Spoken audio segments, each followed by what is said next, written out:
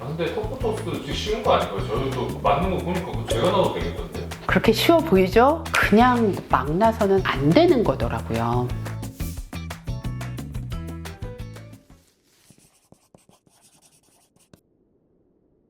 안녕하세요. 퓨린 언니 피부과 전문의 김현진입니다. 오늘은요, 너무나 흔하게 하는 턱보톡스에 대해서 얘기를 드리려고 해요. 사실 턱보톡스라 그러면 그냥 아무 생각 없이 아무 병원에서 그냥 맞는 분들 굉장히 많거든요. 근데 이렇게 아무 생각 없이 할 거는 아니다라는 얘기를 오늘 드리려고 합니다. 턱보톡스 왜 맞으세요? 얼굴 가름해주려고. 그쵸, 갸름해지려고 맞아요. 그 원리는 아세요?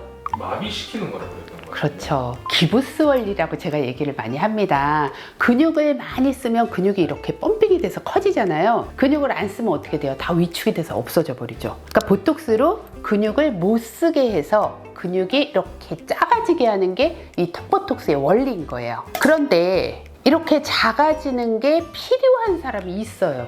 이를 너무 많이 간다. 여기가 많이 발달을 하고 잇몸도 나빠지고 이가 부서져서 오는 분들도 있습니다. 그래서 이런 분들은 이제 턱보톡스를 꼭 맞아야 되는 분들이겠죠. 근데 이제 미용적인 목적으로 이렇게 맞는 경우에는 그냥 막 맞으시면 절대 안 돼요. 왜냐하면 이 크기가 다 다르고 얼굴 이 피부의 두께도 다르고 늘어짐 정도도 다 다르기 때문이거든요. 그래서 놓는 위치도 달라야 되고 용량도 달라야 돼요. 턱보톡스는 아무렇게나 비용만 보고 싼 데서 맞으시면 절대로 안 됩니다. 사실 싼 데가 15,000원짜리거든. 아, 그게 이제 제가 제일 우려가 되는 게 진짜 그러면 제대로 용량을 쓸 수 있겠어요?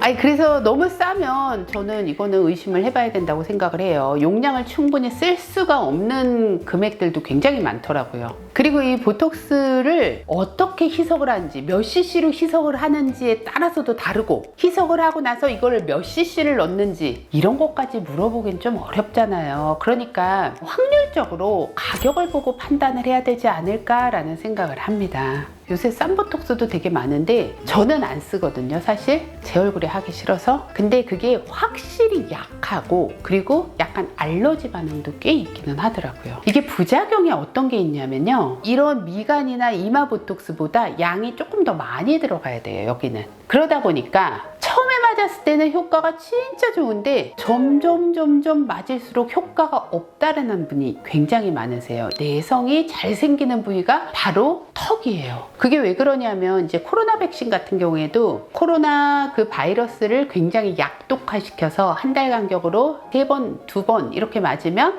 항체가 생기잖아요. 이것도 마찬가지예요. 막 3개월에 한 번씩 맞으라는 병원들이 있더라고요. 엄청 싸게 약하게 조금 맞으면 그러면 항체가 엄청 많이 생기겠죠. 그렇게 되면 나중에는 효과가 하나도 없어요. 이를 막 갈고 해도 맞을 수가 없는 거예요. 효과가 없는데 뭐하러 맞아요. 그 다음에 이 볼살이 너무 없는 사람인데 여기가 이제 많이 발달을 했다. 이런 경우에도 맞으시면 안 됩니다. 그러면 정말 여기까지 없어지니까 해골같이 될 수가 있어요. 그래서 이런 경우에도 이제 얼굴의 윤곽이나 뼈의 구조나 이런 것들을 보고 맞을지 안 맞을지 참고를 해야 되고요. 그리고 또 나이가 40세, 50세 정도 되면 이제 피부 여기가 늘어지기 시작하잖아요. 그러면서 팔자주름도 생기고 이 턱라인도 없어지는데 이거를 맞게 되면 풍선이 빵빵했다가 풍선이 바람이 빠져버리면 쭈글쭈글해지잖아요. 그러니까 이 볼살이 되게 처졌다고 하시는 분들이 많아요. 이게 당연한 거예요. 빵빵한 볼살에서 이 근육까지 없어져 버리니까 여기가 더 처진 것처럼 보일 수가 있습니다. 그래서 나이가 드신 분들, 피부가 얇고 처진 사람들은 저는 턱보톡스를 되도록이면 안 놔줘요. 오히려 더 안 예쁠 수가 있거든요. 여기가 갸름해지는 게 아니라 피부 겉가죽이 되게 늘어질 수가 있기 때문에 조심하셔야 돼요. 그리고 또 이 턱보톡스는요, 이하선이 있는 부위고 이 안면신경이 나오는 부위이기 때문에 이런 것들도 잘 고려해서 해부학적인 구조를 잘 알고 맞으셔야 됩니다. 적정한 그럼 시기가 한 얼마 정도? 저는 6개월은 두고 맞으라고 항상 얘기를 해요. 보톡스의 효과가 떨어지는 거는 한 4개월 정도부터는 많이 떨어지거든요. 우리 환자들 보면 제가 지금 보톡스 맞은 지 한 4개월 정도 됐거든요. 많이 풀렸어요. 아, 이래서 환자들이 오고 싶구나 라는 생각이 드는데 저는 그래도 6개월을 지키고 있습니다.